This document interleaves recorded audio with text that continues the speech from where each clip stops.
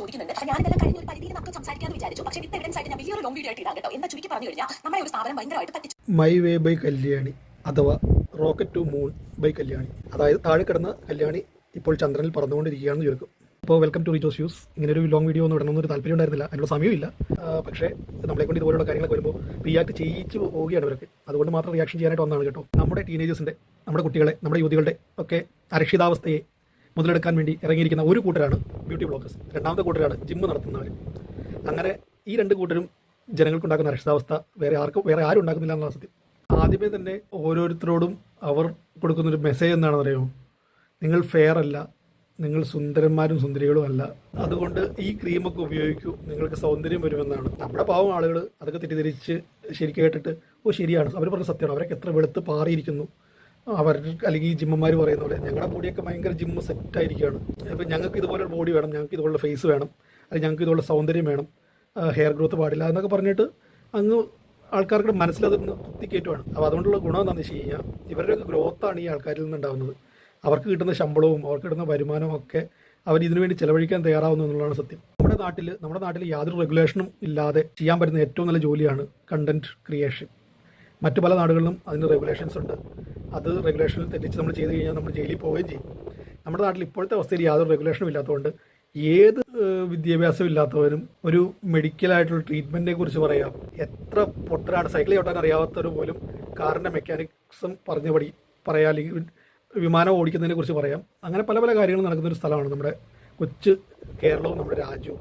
ഇതിനൊക്കെ റെഗുലേഷൻ കൊണ്ടുവരേണ്ട കാലം കഴിഞ്ഞു. നമ്മുടെ ഈ പറഞ്ഞ പ്രോഡക്റ്റ്സ് ഒക്കെ ഉപയോഗിക്കുക വഴി, അതിപ്പോൾ ഈ പറയുന്ന പെട്ടെന്ന് മസിൽ കയറാനുള്ള പ്രോട്ടീൻ പൗഡർ ആണെങ്കിലും, അല്ലെങ്കിൽ ഈ മുഖത്തൊക്കെ വാരിത്തിരിക്കുന്ന ഈ ക്രീമുകളാണെങ്കിലും, ഇതൊക്കെ ഉപയോഗിക്കുന്ന വഴി ഉണ്ടാകുന്ന സൈഡ് ഇഫക്ട്സിനെ കുറിച്ച് ഈ പറയുന്ന ബ്ലോഗേഴ്സ് പോലും ആർക്കും പറഞ്ഞ് മനസ്സിലാക്കി കൊടുക്കുന്നില്ല. അത് ഉണ്ടാക്കുന്ന ആഫ്റ്റർ എഫക്ട്സിനെ കുറിച്ച് ആർക്കും അറിയില്ല എന്നുള്ളതും. പലരും വിൽക്കുന്നത് ശരിക്കും പറഞ്ഞാൽ ജെനുവിൻ പ്രോഡക്ട്സ് ആയാലും പല വലിയ കമ്പനിയുടെ പ്രോഡക്ട്സ് ആണ്. കുറേ പേര് അല്ലാത്തതുമായി വിൽക്കുന്നുണ്ട്. ഇതിൽ ഏതാണ് വലിയ കമ്പനിയുടെ, ഏതാണ് ജെനുവിൻ പ്രോഡക്റ്റ്, ഇത് എവിടെയാണ് ഉണ്ടാക്കുന്നത്, അതിനെക്കുറിച്ചൊന്നും വലിയ വ്യക്തതയോ ഒന്നും ധാരണയോ ഒന്നുമില്ല. ആരെങ്കിലുമൊക്കെ കൊളാവ് പറയും. അത് ഇത്ര ഫോളോവേഴ്സുള്ള ഒരു യൂട്യൂബർക്കാണെങ്കിൽ ഇത്ര കൊളാബ്, ഇത്ര രൂപ.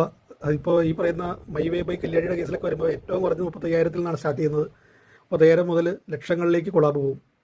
അപ്പോൾ അവർക്ക് ഒരു മാസം ഒരു 10 കൊളാബ് കിട്ടിയാൽ അവരുടെ ജീവിതം സുഭിക്ഷമാണ്, സന്തോഷമാണ്. അവർക്ക് ജനങ്ങളോട് കമ്മിറ്റ്മെൻറ്റ് വേണ്ട, ജനങ്ങളെ നോക്കേണ്ട കാര്യമില്ല. അവരിതൊക്കെ എടുത്ത് മുഖത്ത് തേക്കും വരട്ടും. എന്നിട്ട് അവർ ഈ കിട്ടുന്ന പൈസയിൽ നിന്ന് ഒരംശം, മാസം കിട്ടുന്ന ലക്ഷങ്ങളിൽ നിന്ന് ഒരംശം എടുത്ത് അവർ ട്രീറ്റ്മെൻറ്റ് നടത്തും. ഡെർമറ്റോളജി ക്ലിനിക്കുകളിൽ പോയി ട്രീറ്റ്മെൻറ്റ് നടത്തും. പക്ഷേ മറ്റു ആൾക്കാരുടെ കാര്യം പറഞ്ഞാൽ നമ്മുടെ ഈ ജിമ്മന്മാരുടെ കേസിൽ ട്രീറ്റ്മെൻറ്റ് ഒന്നും നടത്താനില്ല. വന്നു കിഡ്നി ഫെയിലറായി വീട്ടിൽ കിടക്കും, ഹാർട്ട് ഫെയിലറായി വീട്ടിൽ കിടക്കും. പിന്നെ നാട്ടുകാർ ഫണ്ടും ഇതൊക്കെ പിരിച്ച് ചികിത്സിക്കേണ്ട അവസ്ഥയൊക്കെ വരുന്ന പല കേസുകളാണ് വരുന്നത്. അപ്പോൾ അതവിടെ നിൽക്കട്ടെ. ഇപ്പോൾ നമ്മൾ പറഞ്ഞു വന്നത് നമ്മുടെ മൈ വേ ബൈ കല്യാണിയുടെ മാത്രം കുറ്റമല്ല. ഇതുപോലെ ബ്യൂട്ടി ബ്ലോഗ് ചെയ്യുന്ന എല്ലാവരും ചെയ്തൊരു തെറ്റ് തന്നെയാണ് ഇതൊക്കെ.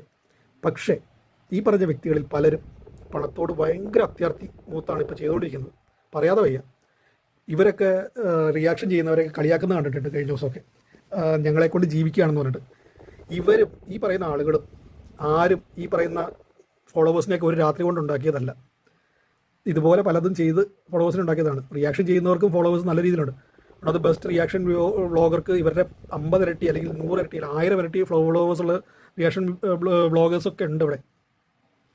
അപ്പം റിയാക്ഷൻ വ്ളോഗ് എന്ന് പറയുന്നത് കമ്മ്യൂണിറ്റി ഗൈഡ് ലൈൻസിൻ്റെ ഭാഗമായിട്ട് തന്നെ ചെയ്യാൻ അനുവദിച്ചിട്ടുള്ള സംഭവം ആയതുകൊണ്ട് അത് ചെയ്യുന്നവർ കുറ്റം പറയേണ്ട കാര്യമൊന്നുമില്ല. പിന്നെ നിങ്ങൾക്കൊന്നും ഒരു രാത്രി ഇരുട്ടി വെളുത്തപ്പോൾ ഈ പറയുന്ന ആൾക്കാരുണ്ടായതൊന്നുമില്ല. നിങ്ങളെയൊക്കെ കണ്ട ആൾക്കാർ നിങ്ങൾ ചെയ്യുന്നത് ശരിയാണെന്ന് കരുതി നിങ്ങളുടെ ഒപ്പം കൂടിയതാണ്. അതിൽ തെറ്റ് വരുമ്പോൾ ആൾക്കാർ പ്രതികരിക്കും. ആ പ്രതികരിക്കുന്നതിൽ നിങ്ങളുടെ ഫോളോവേഴ്സ് ഉണ്ടാവും, നിങ്ങളുടെ സബ്സ്ക്രൈബേഴ്സ് ഉണ്ടാവും, അങ്ങനെ പലരും ഉണ്ടാവും.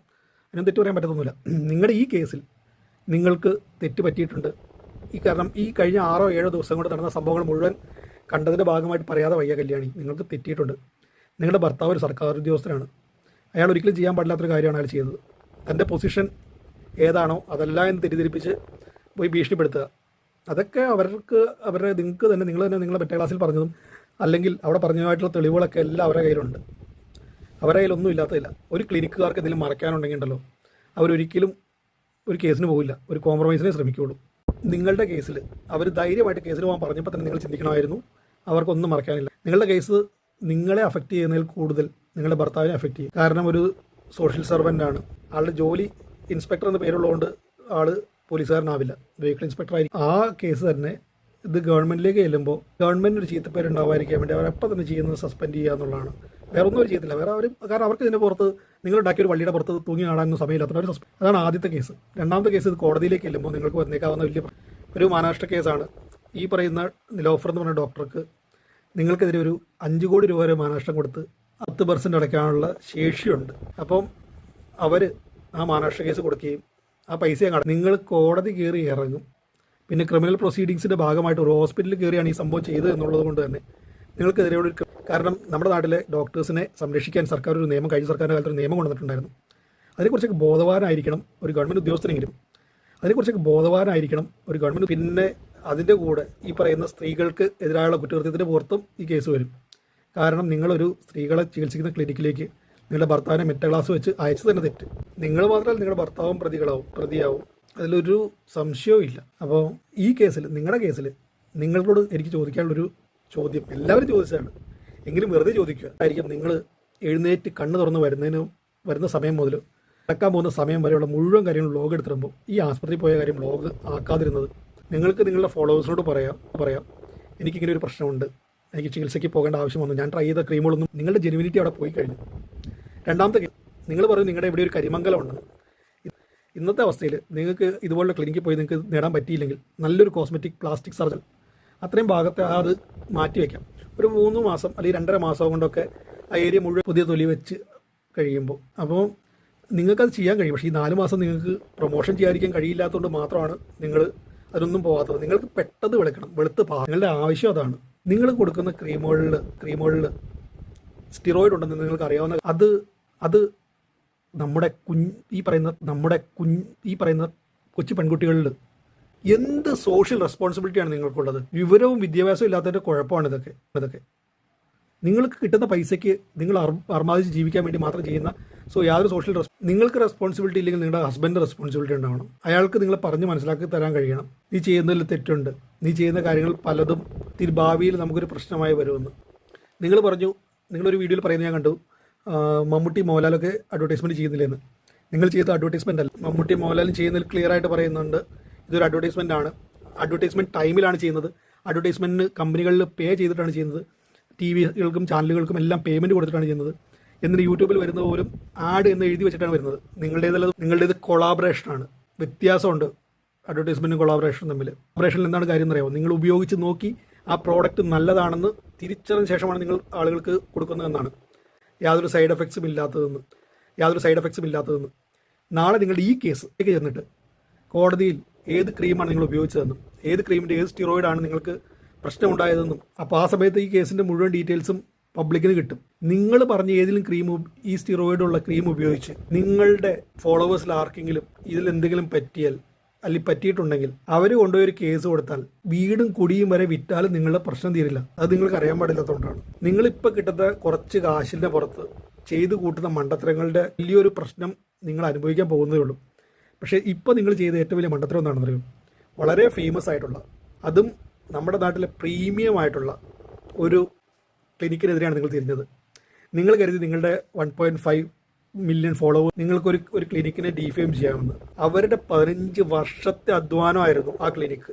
ആ 15 വർഷത്തെ അധ്വാനം അവർ ഒരിക്കലും വെറുതെ വിട്ടുകളയില്ല. അവർക്ക് വിട്ടുകളയാൻ കഴിയില്ല. കാരണം അവരുടെ റവന്യൂ ജനറേറ്റിംഗ് അത്രയും ഉണ്ട് അതിൻ്റെ അകത്തുനിന്ന്. അതൊക്കെ അവരുടെ ക്ലിനിക്കിൻ്റെ ഒരു ക്വാളിറ്റിയാണ്. ആ ക്വാളിറ്റി കോംപ്രമൈസ് ചെയ്യാൻ അവരൊരിക്കലും സമ്മതിക്കില്ല. പിന്നെ ഈ ബ്യൂട്ടി റിലേറ്റഡ് ആയിട്ടുള്ള ക്ലിനിക്കുകളിൽ പോകുന്ന എല്ലാവർക്കും 100% സാറ്റിസ്ഫാക്ഷൻ കൊടുക്കാൻ ഒരു ക്ലിനിക്കിലും കഴിയില്ല. എന്തിന്? നമ്മുടെ ഹോസ്പിറ്റലിൽ പോകുന്നവർക്ക് സാറ്റിസ്ഫാക്ഷൻ കൊടുക്കാൻ ഒരു ഹോസ്പിറ്റലിലും കഴിയില്ല. പല ഹോസ്പിറ്റലിൽ ചെല്ലുമ്പം ചില രോഗങ്ങൾക്ക് ഒരു പരിധിവരെ കാര്യങ്ങൾ നടത്തിയേക്കാം. അതിന് ഏറ്റവും വലിയ എക്സാമ്പിൾ എന്താണെന്ന് അറിയാമോ? എൻ്റെ ആക്സിഡൻ്റ് ആയിട്ട് ഈ കൈ ഇവിടെ തൊട്ട് ഇവിടെ വരെ ഫുൾ സ്റ്റീലും വയറും ഒക്കെ കെട്ടിയിട്ടിരിക്കുന്നതാണ്. ആ സമയത്ത് ആ ഹോസ്പിറ്റലിൽ വേറൊരു ആക്സിഡൻ്റ് ആയിട്ട് സെയിം ഡേ ഒരു കാലിന് ആക്സിഡൻറ്റ് പറ്റി ചതഞ്ഞ് നാശമായിട്ടൊരു പയ്യൻ വന്നു. ഒരു പള്ളിയിലച്ഛൻ്റെ മോനാണ്. അപ്പം അവിടുത്തെ മെയിൻ ഡോക്ടർ അവരോട് പറഞ്ഞു, ഈ കാല് ഞങ്ങൾക്ക് ചെയ്യാൻ പറ്റില്ല, ആംബ്യൂട്ടി ചെയ്യേണ്ടി വരും എന്ന് പറഞ്ഞു. അവർ നേരെ അയാളെ കൊണ്ട് ആസ്ട്രയിൽ പോയി. പേരും ഡീറ്റെയിൽസ് ഒന്നും ഞാൻ പറയത്തില്ല. ആസ്പത്രി സ്പെഷ്യലിസ്റ്റാണ് ഞാൻ പോയത്. അവർ നേരെ ആസ്ട്രയിൽ പോയി. ആസ്ട്രയിൽ ചെന്നപ്പോൾ അവരോട് ആദ്യം പറഞ്ഞു ഞങ്ങൾ ട്രൈ ചെയ്യാമെന്ന് മാത്രമേ അവർ പറഞ്ഞുള്ളൂ. പക്ഷേ അവസാനം ആ പയ്യൻ്റെ കാലം ആംബ്യൂട്ടി ചെയ്യേണ്ടി വന്നു. അപ്പോൾ ആസ്പത്രികൾക്കും ചെയ്യുന്നതിനൊരു പരിധിയുണ്ട്. നമ്മൾ 10 ആസ്പത്രിയിൽ പോയാലും ചില കാര്യങ്ങൾക്ക് 10 ആസ്പത്രിയിലും തരുന്നത് 10 ട്രീറ്റ്മെന്റ് ആയിരിക്കും, പക്ഷെ റിസൾട്ട് 0 ആയിരിക്കാം. അതിന് ഡോക്ടർമാരെ കുറ്റം പറഞ്ഞിട്ട് കാര്യമില്ല, അത് നമ്മുടെ പ്രശ്നങ്ങളിലൂടെയാണ്. താങ്കളുടെ ഈ കരിമംഗലമൊക്കെ പറഞ്ഞത് ജെനറ്റിക്സ് ആണ്. ജെനറ്റിക്സ് ഒക്കെ വർഷങ്ങൾ മരുന്ന് കഴിച്ചാലേ മാറത്തുള്ളൂ, അല്ലെങ്കിൽ തന്നെ താങ്കളുടെ ജീനിൽ ചേഞ്ചസ് വരുത്തണം. അതിന് ജീൻ തെറാപ്പിയൊക്കെ വേറെ കുറേ അധികം സംഭവങ്ങളൊക്കെ ഉണ്ട്. അപ്പോൾ പറഞ്ഞു വന്ന ഇതൊന്നുമല്ല, താങ്കൾ കാണിച്ച ഒരു വലിയ മണ്ടത്തരമുണ്ട്. താങ്കൾ ഇതുപോലുള്ള കാര്യം വരുമ്പോൾ നിങ്ങളും ആ ഹോസ്പിറ്റലും അല്ലെങ്കിൽ ആ ക്ലിനിക്കുമായുള്ള പ്രശ്നം നിങ്ങൾ ഈ സോഷ്യൽ മീഡിയയിലേക്ക് വലിച്ചഴിക്കരുതായിരുന്നു. വലിച്ചഴിച്ചതുകൊണ്ട് നിങ്ങൾക്കുണ്ടായ പ്രശ്നം എന്താണെന്ന് അറിയോ? നിങ്ങളുടെ ക്രെഡിബിലിറ്റി നഷ്ടപ്പെട്ടു. നിങ്ങൾക്ക് ഇനി ഒരു കൊളാബ് തരുന്ന ആളെ പൈസ കുറച്ചേ കൊളാബ് തരത്തുള്ളൂ. അല്ല വേണ്ട, നിങ്ങൾക്ക് കൊളാബ് തന്നു എന്ന് തന്നെ കരുതിക്കോ. നിങ്ങളെ ഈ ആളുകൾ വിശ്വസിക്കത്തില്ല. നിങ്ങളിൽ നിന്ന് റവന്യൂ ഇപ്പോൾ കൊളാബുകളുടെ ഏറ്റവും വലിയ പ്രത്യേകത എന്ന് വെച്ച് കഴിഞ്ഞാൽ ഒരു കൂപ്പൺ കോഡ് കൊടുക്കും. ആ കൂപ്പൺ കോഡ് വഴി എത്ര പേര് വാങ്ങിക്കുന്നതെന്ന് പറഞ്ഞിട്ടാണ് അവർ റവന്യൂ സ്കെയിലിലേക്ക് പോകുന്നതൊക്കെ. ഇമ്പോർട്ടൻ്റ് ആയിട്ടുള്ള മറ്റൊരു കാര്യത്തിലേക്ക് വരാം. നിങ്ങൾ ഈ ഇതിനിടയ്ക്ക് കണ്ടൊരു വീഡിയോ, എവിടെന്നോ ഫീഡിൽ കയറി വന്നൊരു വീഡിയോ ആണ് മൂപ്പൻ സ്ലോക്സിൻ്റെ പുള്ളിയായിട്ടുള്ളൊരു പ്രശ്നം. അതിനകത്ത് നിങ്ങളുടെ കുട്ടിയെ കുറിച്ച് എന്തോ പറഞ്ഞു എന്ന് പറഞ്ഞിട്ട് ഒരു കമൻറ്റ് ബോക്സിൽ പറഞ്ഞതിനെ കുറിച്ച് നിങ്ങൾ ഭയങ്കര ദേഷ്യപ്പെട്ട് പറയുന്നുണ്ടായിരുന്നു. Sorry to say that. നിങ്ങളുടെ കുട്ടിയെ നിങ്ങളാണ് ഈ വ്ളോഗുകളിലേക്ക് വലിച്ചഴിക്കുന്നത്. നിങ്ങളുടെ ബ്യൂട്ടി പ്രോഡക്റ്റ് വ്ളോഗുകളിലേക്ക് എന്തിനാണ് കുട്ടിയെ വലിച്ചഴിക്കുന്നത്? നിങ്ങളുടെ കുട്ടിക്ക് ഈ ബ്യൂട്ടി പ്രോഡക്റ്റ് ഒന്നും നിങ്ങൾ ചെയ്യുന്നില്ല, ഉപയോഗിക്കുന്നില്ല. അപ്പോൾ നിങ്ങൾ ആ കുട്ടിയെ അതിനകത്ത് വലിച്ചഴിക്കുന്നത് എന്തിനാണ്? അത് ചില വ്ളോഗേഴ്സ് ചെയ്യുന്നത് അത് ഇന്റലക്ച്വലായിട്ട് ചെയ്തൊരു കാര്യമാണ്. എന്താണെന്നറിയാമോ? ഏതെങ്കിലും ഒരുത്തൻ, തലയ്ക്ക് ബോധമില്ലാത്ത വെളിവില്ലാത്ത ഒരുത്തൻ നിങ്ങളുടെ കമന്റ് ബോക്സിൽ വന്നിട്ട് ആ കുട്ടി അനാവശ്യം പറയും. ബാക്കിയുള്ള മുഴുവൻ നെഗറ്റീവ്സിനെ നിങ്ങൾ അടിച്ച് തകർത്തിട്ട് ആ ഒരു വള്ളി കയറി പിടിച്ച് നിങ്ങൾ ആ കുട്ടിയുടെ പേര് പറഞ്ഞു എന്ന് പറഞ്ഞിട്ട് സെന്റി അടിച്ച് നിങ്ങൾ കാര്യം നേടാൻ വേണ്ടി കാണിക്കുന്ന ക്രൂക്കഡ് മൈൻഡ്നെസ് ആണ്. ക്രൂക്കഡ് മൈൻഡ്നെസ് പറയാതെ വയ്യ. ഒരു കുടുംബത്തിൽ ഒരു ഇതുപോലുള്ള സംഭവങ്ങളൊക്കെ ചെയ്യുമ്പോൾ പ്രത്യേകിച്ച് കുട്ടികൾ ഒഴിവാക്കുന്നതാണ് നിങ്ങൾക്കത്. കാരണം അവർക്ക് ഇതിൻ്റെ അകത്ത് യാതൊരു റോളും ഇല്ല. അവരെ ഇതിൻ്റെ അകത്തേക്ക് വലിച്ചഴിക്കേണ്ട കാര്യവുമില്ല. കാശിന് വേണ്ടി എന്തും ചെയ്യാൻ നടക്കുന്നവരോട് ഇതൊന്നും പറഞ്ഞിട്ട് കാര്യമില്ല. കാരണം അവർക്ക് എന്തും വലുത് കാശാണ്. 1-2 വർഷം കൊണ്ട് അല്ലെങ്കിൽ 3-4 വർഷം കൊണ്ട് നിങ്ങൾ പ്രതീക്ഷിക്കാത്തത്ര പണം കൈവന്നത് കൊണ്ടാണ് ഇതുപോലുള്ള കാര്യങ്ങളും മണ്ടത്തങ്ങളും ചെയ്യാൻ തോന്നുന്നത്. നിങ്ങൾ കൊളാബ് ചോദിച്ചു എന്നുള്ളത് ഡോക്ടർ പറഞ്ഞ കാര്യമാണ്. ആ ഡോക്ടർക്ക് അത് നുണ പറയേണ്ട ഒരു കാര്യമില്ല. കാരണം അത്ര ക്രെഡിബിലിറ്റി ഉള്ള ഡോക്ടറാണ് അവർ. നിങ്ങളെക്കായി ഒരുപാട് ക്രെഡിബിലിറ്റി ഉള്ള ഡോക്ടർ. ശരിയാണ്, അവരുടെ ക്ലിനിക്കിനെ കുറിച്ച് റെഡിറ്റിലൊക്കെ ചില കാര്യങ്ങളൊക്കെ വന്നിട്ടുണ്ട്. അതുകൊണ്ടാണ് ഞാൻ പറഞ്ഞത്, ഏത് ക്ലിനിക്കാണെങ്കിലും അത് ഡോക്ടറും പറയുന്നുണ്ട്. 100% സാറ്റിസ്ഫാക്ഷൻ കൊടുത്ത് ഒരാളെ വിടാൻ പറ്റില്ല എന്ന് ഡോക്ടർ പറയുന്നുണ്ട്. അതുപോലെ സ്ഥാപനം അങ്ങനെയാണ്. ഒരു സ്ഥാപനം കെട്ടിപ്പൊക്കി കൊണ്ടുവരുമ്പോഴാണ് അതിന്റെ ബുദ്ധിമുട്ടൊക്കെ മനസ്സിലാകത്തുള്ളൂ. അത് പറഞ്ഞ് മനസ്സിലാക്കാനൊന്നും കഴിയുന്ന ഒരു കാര്യമില്ല. അപ്പോൾ പറഞ്ഞു വന്ന ഒന്നുള്ളൂ, നിങ്ങളുടെ ഹസ്ബൻഡിന്റെ പേരിലും FIR വന്നിട്ടുണ്ട്. അതിൻ്റെ അകത്ത് ഏതൊക്കെ വകുപ്പിട്ടുണ്ടെന്ന് ഞാൻ നോക്കിയില്ല, കണ്ടില്ല. എന്തായാലും ഒന്ന് വെബ്സൈറ്റിൽ കയറി നോക്കണമായിരുന്നു. നിങ്ങളുടെ പേരിൽ ഉണ്ടാവും എന്തായാലും അതിൻ്റെ അകത്ത്. നിങ്ങൾ കൊടുത്ത പരാതിയിൽ അവർക്ക് FIR ഇടാനൊന്നുമില്ല. കാരണം നിങ്ങൾ കൊടുത്ത പരാതി ആകെ ചെയ്തേക്കുന്നത്, നിങ്ങൾ പരാതി കൊടുത്തത് നിങ്ങളുടെ റെക്കോർഡ്സ് കിട്ടിയില്ല എന്ന് പറഞ്ഞിട്ട് മാത്രമാണ്. അവർ നിങ്ങളെ ഉപദ്രവിച്ചു എന്നോ അവർ നിങ്ങളുടെ ശരീരം നശിപ്പിച്ചു എന്നോ ഒന്നും പറഞ്ഞ് നിങ്ങൾ പരാതി കൊടുത്തില്ല. ഇവിടെ നിങ്ങൾക്കും പിന്നെയും മണി വരുന്നത്. കാരണം നിങ്ങൾക്ക് അവർക്കെതിരെ യാതൊരു പ്രശ്നവുമില്ല. അവരുടെ ട്രീറ്റ്മെൻറ്റിൽ നിങ്ങൾക്ക് യാതൊരു പ്രശ്നവുമില്ല. കാരണം നിങ്ങൾ ഓൾ സാറ്റിസ്ഫൈഡ് എന്ന് പറഞ്ഞ് നിങ്ങൾ കഴിഞ്ഞ മാസം വരെ അവർക്ക് വോയിസ് കൊടുത്തിട്ടുണ്ട്. അപ്പോൾ ഇപ്പോൾ ചെയ്ത പ്രവൃത്തികൾക്ക് നിങ്ങൾക്ക് അനുഭവിക്കാതിരിക്കാൻ യാതൊരു തരവുമില്ല. ബെറ്റർ ചെറിയൊരു ഐഡിയ ആണ്. നിങ്ങൾ അവരോട് പോയി കാര്യം പറയുക. എന്നിട്ട് നിങ്ങളുടെ ഫേസ്ബുക്കിലൂടെ ഒരു തെറ്റിദ്ധാരണയുടെ പുറത്താണ് ഈ സംഭവങ്ങളൊക്കെ ചെയ്തതെന്നും വീഡിയോ എടുത്തതെന്നും അതുപോലെ വീഡിയോ ഇട്ടതെന്നും അതുകൊണ്ട് ആ ക്ലിനിക്കിൽ നിന്ന് നിങ്ങൾക്ക് പ്രശ്നങ്ങളൊന്നും ഉണ്ടായിട്ടില്ല എന്നും അതുകൊണ്ട് തന്നെ ദയവ് ചെയ്ത് നിങ്ങളോട് ക്ഷമിക്കണമെന്നും പറഞ്ഞൊരു വീഡിയോ ഇട്ട് തലയൂരുന്നതാവും നിങ്ങൾക്ക് നല്ലത്. അത് അവർ അക്സെപ്റ്റ് ചെയ്താൽ മാത്രമേ നടക്കുകയുള്ളൂ. കാരണം അവരുടെ ഡീഫെയിം ചെയ്തത് സോഷ്യൽ മീഡിയയിലൂടെയാണ്. ഇന്നത്തെ കാലത്ത് സോഷ്യൽ മീഡിയ ഉപയോഗിക്കാത്ത ആരും തന്നെ ഇല്ല. അവരുടെ കസ്റ്റമേഴ്സും സോഷ്യൽ മീഡിയ ഉപയോഗിക്കുന്നവരാണ്. സ്വാഭാവികമായിട്ട് അവർക്ക് കസ്റ്റമർ ലോസ് ഉണ്ടായിട്ടുണ്ടെങ്കിൽ, അവരുടെ വരുമാനത്തിൽ നഷ്ടങ്ങൾ ഉണ്ടായിട്ടുണ്ടെങ്കിൽ അതൊക്കെ നിങ്ങൾ കോമ്പൻസേറ്റ് ചെയ്യേണ്ടി വരും. കാരണം നിങ്ങൾ ഇത്രയും കാലം ഉണ്ടായിട്ട് അവരുടെ ഒരു ക്ലിനിക്കിനെതിരെ നിങ്ങളുടെ ഒരാൾ മാത്രമാണ് കംപ്ലൈൻറ്റ് പറഞ്ഞ് സോഷ്യൽ മീഡിയയിൽ വന്നിട്ടുള്ളൂ. നിങ്ങൾ വേണമെങ്കിൽ ഓൾ സോഷ്യൽ മീഡിയ എടുത്ത് നോക്കുമോ. ദെയർഫോർ ഐ ആമിൻ്റെ സെർച്ച് ചെയ്ത് സോഷ്യൽ മീഡിയയിൽ എവിടെയെങ്കിലും കംപ്ലൈൻറ്റ് വേണ്ട ഗൂഗിളിൽ സെർച്ച് ചെയ്ത് നോക്കുമോ. നിങ്ങൾ പറഞ്ഞ പ്രശ്നങ്ങളായിട്ട് വന്നിട്ടില്ല. നിങ്ങൾ പറഞ്ഞ പ്രശ്നങ്ങൾ എന്ന് പറഞ്ഞാൽ ബില്ലിൻ്റെ പ്രശ്നമോ അല്ലെങ്കിൽ ഡോക്യുമെന്റിന്റെ പ്രശ്നമൊന്നും ആയിട്ട് ആരും വന്നിട്ടില്ല. അതിന്റെ പേരിൽ നിങ്ങൾ ഡീഫെൻഡ് ചെയ്യാൻ ശ്രമിച്ചത്. അപ്പോൾ നിങ്ങളുടെ പാടായി ഇത് പറയാൻ വേണ്ടി മാത്രം എന്നെ കൊണ്ടൊരു വ്ളോഗ് ചെയ്യിക്കേണ്ട അവസ്ഥയിലേക്ക് വന്നു. ഇതുപോലുള്ള വ്ളോഗൊന്നും ചെയ്യാൻ ദയവ് ചെയ്ത് ഞങ്ങളെ പ്രേരിപ്പിക്കല്ലേ എന്ന് മാത്രം അപേക്ഷിച്ചുകൊണ്ട് നിർത്തുന്നു. Bye bye.